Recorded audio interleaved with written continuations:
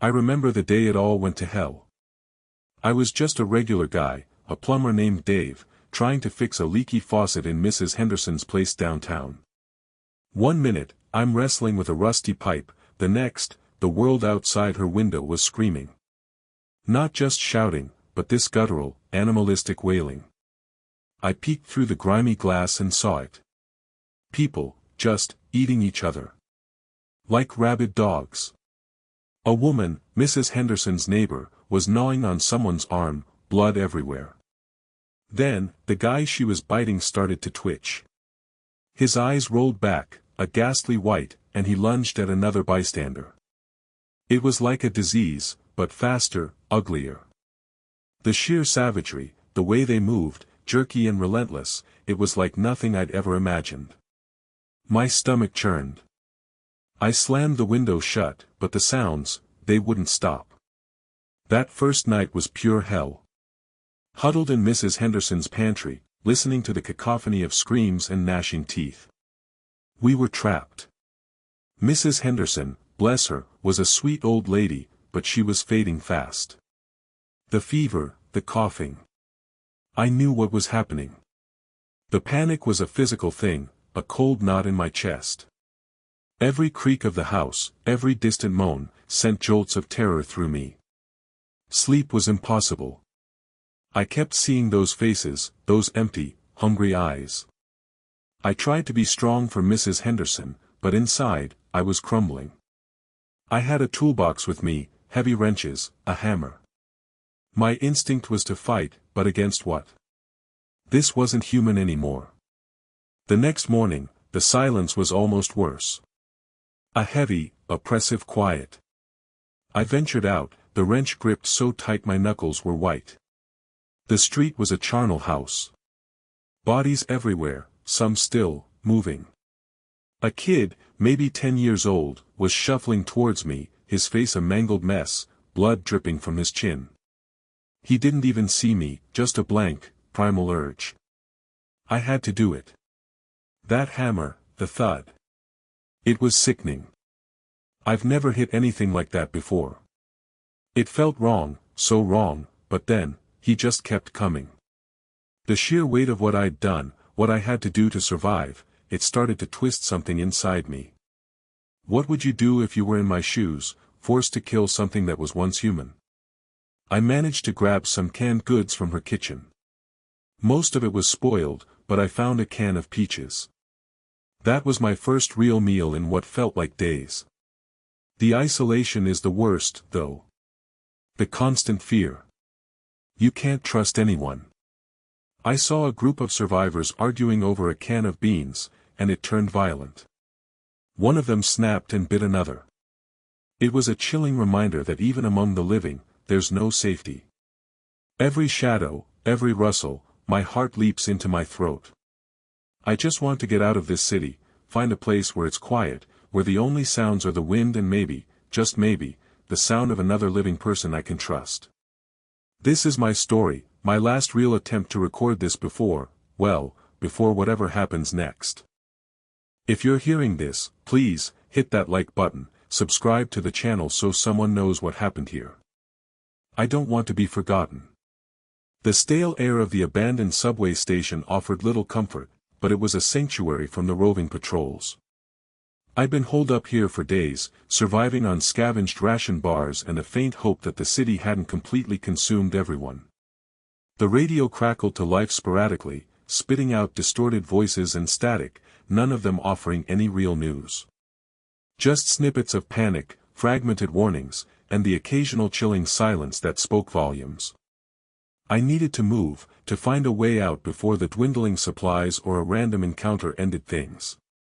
My current hiding spot was a small maintenance room, its door barricaded with rusted metal shelves. The only light came from a dying flashlight and a faint glow filtering through grimy ventilation shafts.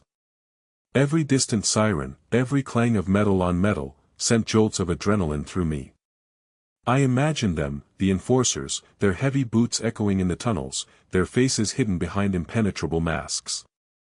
They were the reason I was here, the reason the world outside had become a dangerous labyrinth. I remembered the initial chaos, the swiftness with which everything fell apart. It wasn't a war, not in the traditional sense. It was more like a disease of control, a slow, insidious takeover that left people too scared to resist, too numb to fight. Now, the city was a prison, and I was just another inmate trying to escape. My goal remained simple: reach the coast, find a boat, and disappear. The journey was fraught with peril, each street corner a potential trap, each shadow a lurking threat. But staying put was a death sentence too, a slow surrender to the suffocating grip of the new order. One of the ration bars was almost gone. The silence outside seemed to deepen, punctuated only by the persistent drip, drip, drip of water somewhere in the darkness. It was time to make my move. I checked the meager contents of my backpack, a nearly empty water bottle, a makeshift knife fashioned from a piece of rebar, and a battered recording device that held my story. I took a deep breath, the metallic tang of decay filling my lungs, and began to prepare for the journey. The city was a beast, and I had to find a way to slip through its teeth. So, I'm standing there, on top of this old office building in downtown Chicago, right? Just, watching the whole damn thing go sideways.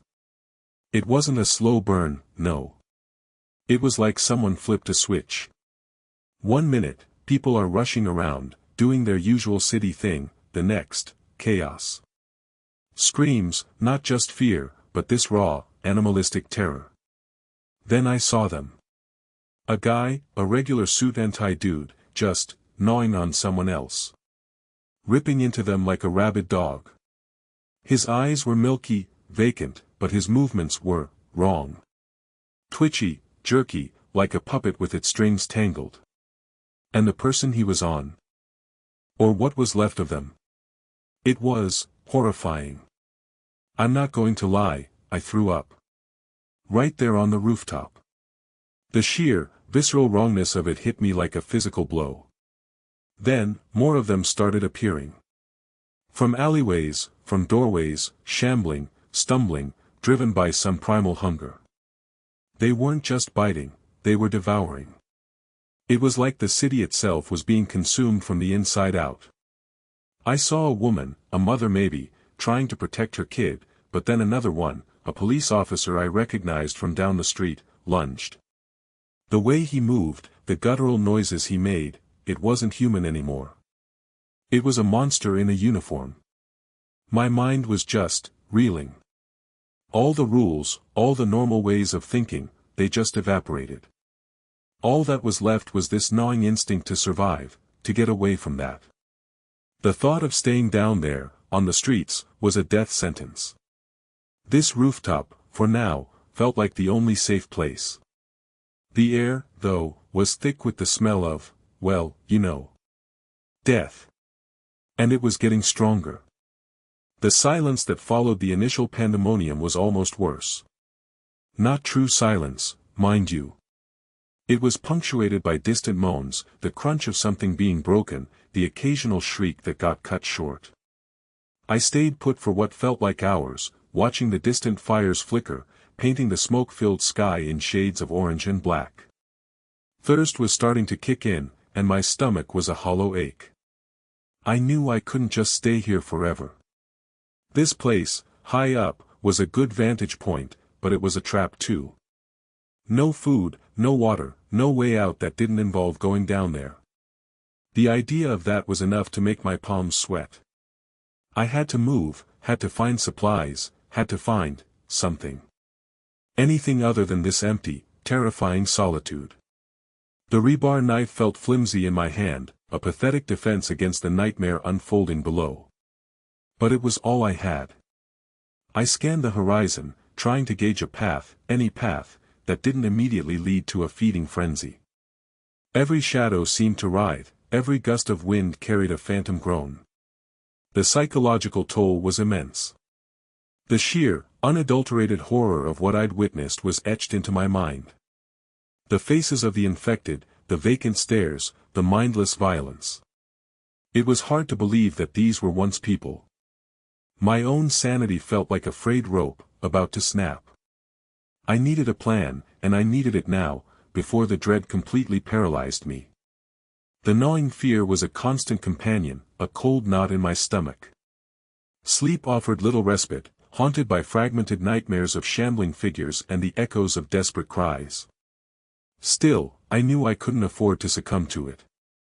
Every moment spent wallowing in despair was a moment I wasn't preparing. I started by taking inventory of what little I had. A half-empty canteen of water, a few protein bars that tasted like cardboard, and a worn-out multi-tool. Not much to go on, but it was a start. My immediate priority was to find a more secure location. The building I was in felt too exposed, too easily breached. I needed something with fewer entry points, preferably something I could barricade effectively. The thought of venturing out into the unknown, with its unseen threats, made my palms sweat, but staying put wasn't an option. I had to move, to keep pushing forward. Gathering my meager supplies, I cautiously made my way to the nearest window. Peering through the grime-streaked glass, I surveyed the deserted street. It was eerily quiet, a stark contrast to the chaos that had erupted just days before.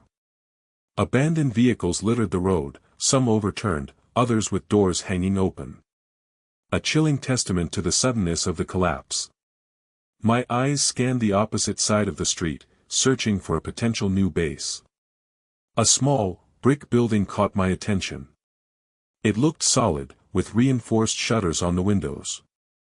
It wasn't ideal, but it seemed like a significant improvement over my current situation. The challenge, of course, was getting there. The street was a minefield of potential dangers. I had to cross it, and I had no idea what might be lurking in the shadows or behind the overturned cars. The thought of running into one of them sent a fresh wave of dread through me. But the alternative was to remain trapped, slowly starving or succumbing to the creeping madness. Taking a deep breath, I forced myself to focus. I wasn't a soldier, but I had to act like one. I needed a strategy.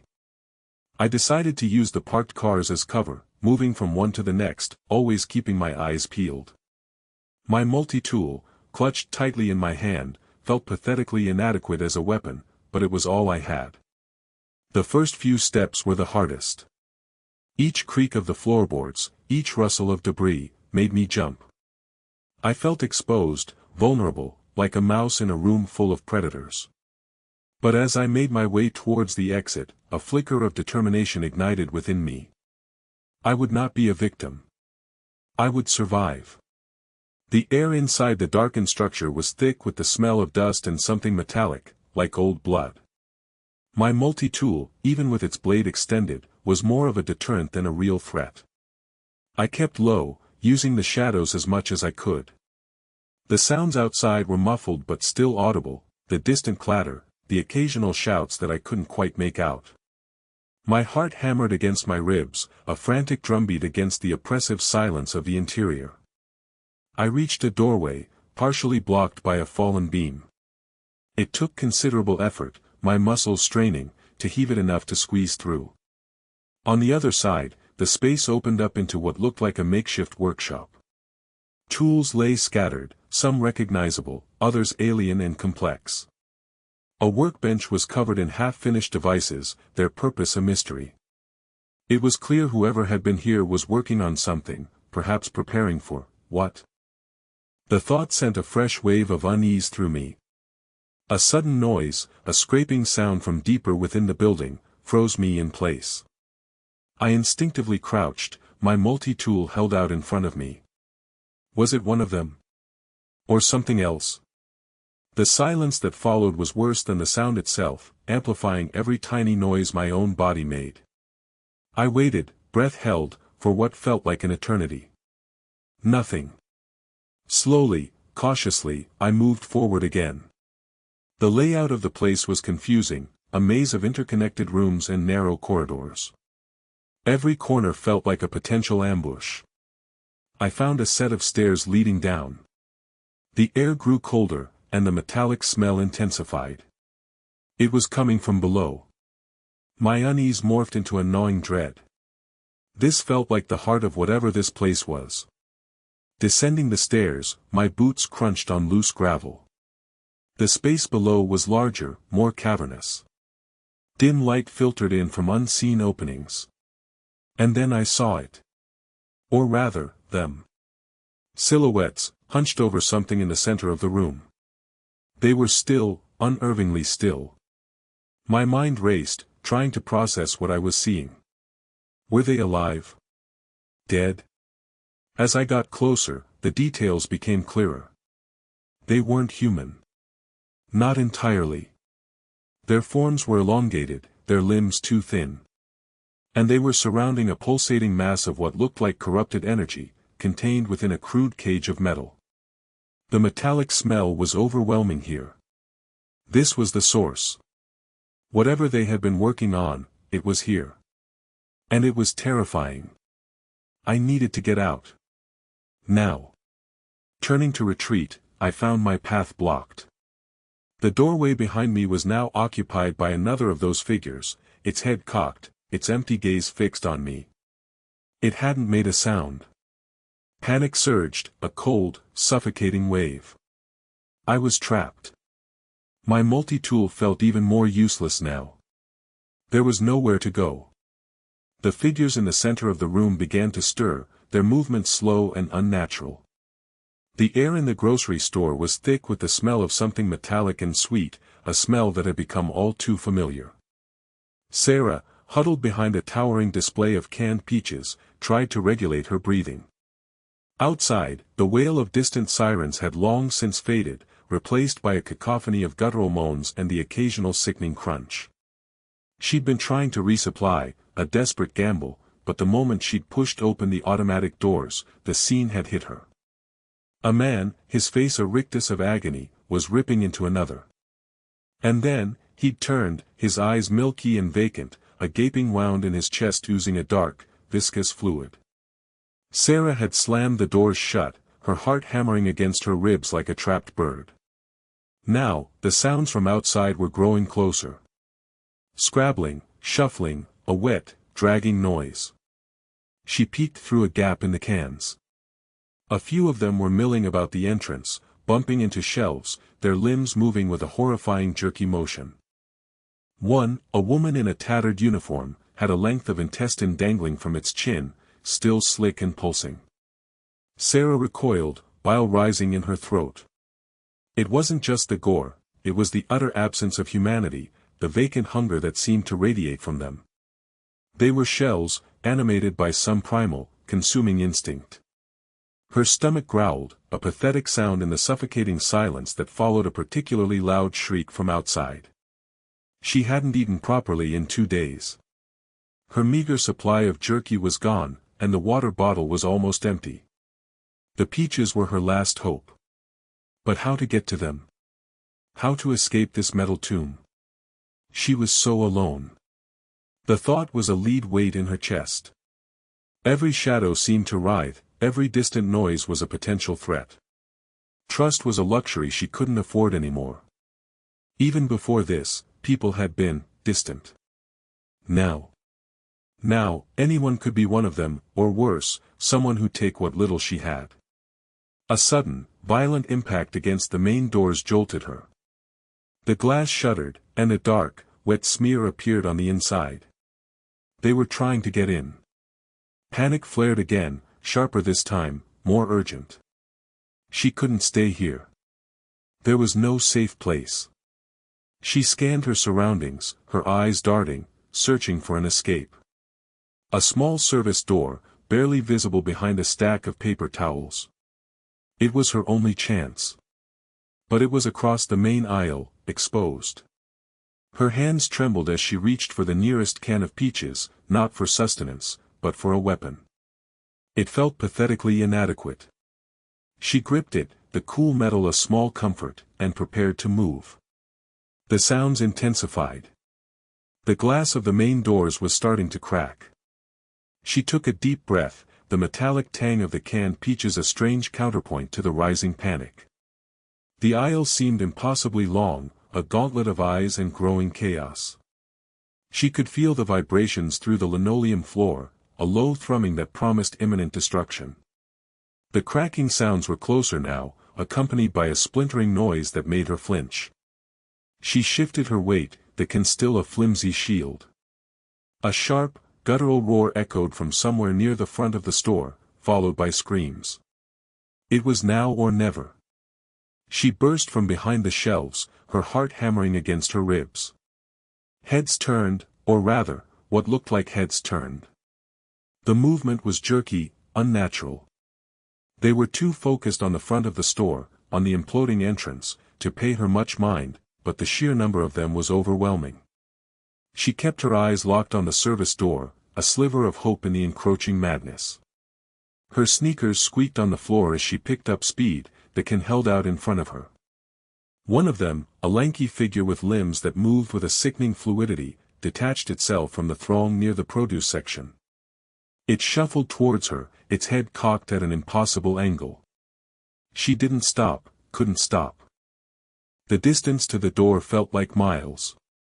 She could hear the grinding of teeth, a wet, tearing sound that sent a fresh wave of adrenaline through her. The lanky one was faster than it looked. Just as she reached the end of the aisle, a heavy impact slammed into her side. She stumbled, the can of peaches flying from her grasp and clattering uselessly across the floor. She hit the ground hard, the breath knocked out of her. The lanky figure loomed over her, its shadowed face turned downwards. A low growl rumbled in its chest. She scrambled backward, desperate to put any distance between them. The service door was only a few feet away, so close, yet impossibly far. She scrambled backward on hands and knees, her side throbbing. The lanky figure advanced, its shadow stretching long and distorted. She could see its eyes now, glinting with an unnatural light, reflecting the dim overhead fluorescence. There was no reason in them, just raw, predatory intent. Her fingers brushed against something cold and metallic on the floor. A discarded can opener. It was small, flimsy, but it was something. She snatched it up, holding it out defensively, though she knew it was a pathetic weapon. The creature paused for a moment, as if surprised by her defiance. This gave her a sliver of hope. She pushed herself to her feet, her legs wobbly, and bolted for the service door. She fumbled with the handle, her hands slick with sweat. Behind her, she heard the scrape of something heavy being dragged, followed by a guttural hiss. The door wouldn't budge. Locked. A wave of panic washed over her. Trapped. She spun around, the can opener still clutched in her fist. The lanky figure was closer now, its movements unnervingly fluid, almost graceful. It was like watching a spider stalk its prey. It raised a long, thin arm, and she braced herself for whatever was coming.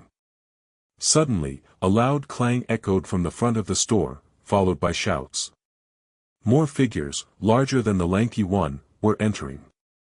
They were armed, their movements purposeful.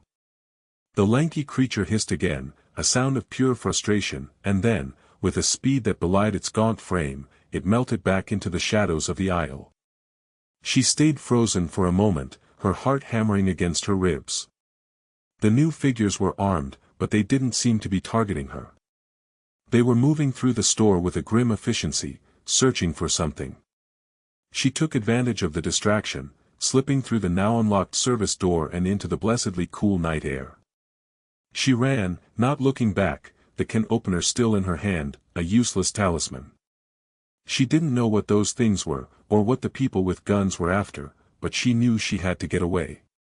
She ran until her lungs burned and her legs ached, until the familiar glow of her apartment building came into view. She was safe, for now. But the image of those glinting eyes, and the feeling of that cold, metallic can opener in her hand, would stay with her. The world had changed, and she had glimpsed something terrible lurking just beneath the surface. Thank you for joining us on this journey, and for bearing witness to the unfolding events. As we conclude, I want to impress upon you the profound importance of preparedness. The world, as you've seen, can shift in an instant, revealing a reality far more perilous than we might imagine. Remember the chilling realization that dawned on our protagonist: the ordinary can very quickly become extraordinary, and not in a good way. That can opener, once a simple kitchen tool, became a symbol of desperate self-reliance. This highlights a fundamental tenet of survival: always have a tool that can serve multiple purposes.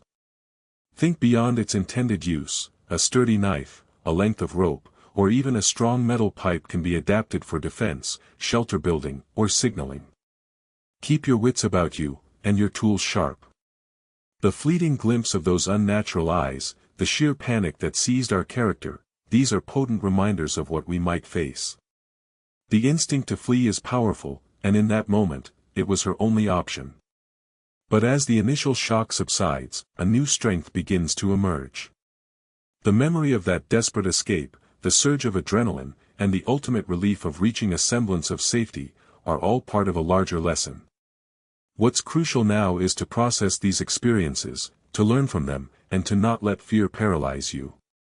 In moments of overwhelming crisis, where every instinct screams panic, the ability to remain calm is your greatest asset. Take a breath, assess your surroundings, and remember that even the direst situations can be navigated with a clear head. Our protagonist's journey, though just beginning, is a testament to this inner fortitude. She saw something terrible, yes, but she also survived it. As we leave you here, I urge you to reflect on what you've witnessed. The world is a tapestry of both beauty and danger, and understanding both aspects is vital. The ability to adapt, to think critically under pressure, and to prioritize your safety are skills that transcend any particular scenario. Stay observant, stay resourceful, and most importantly, stay safe. We hope this narrative has resonated with you and perhaps even sparked a desire to learn more about how to navigate the unexpected. If you found value in this story, please consider subscribing for more insights and tales of resilience. We also welcome your thoughts and experiences in the comments below. Your feedback helps us all learn and grow.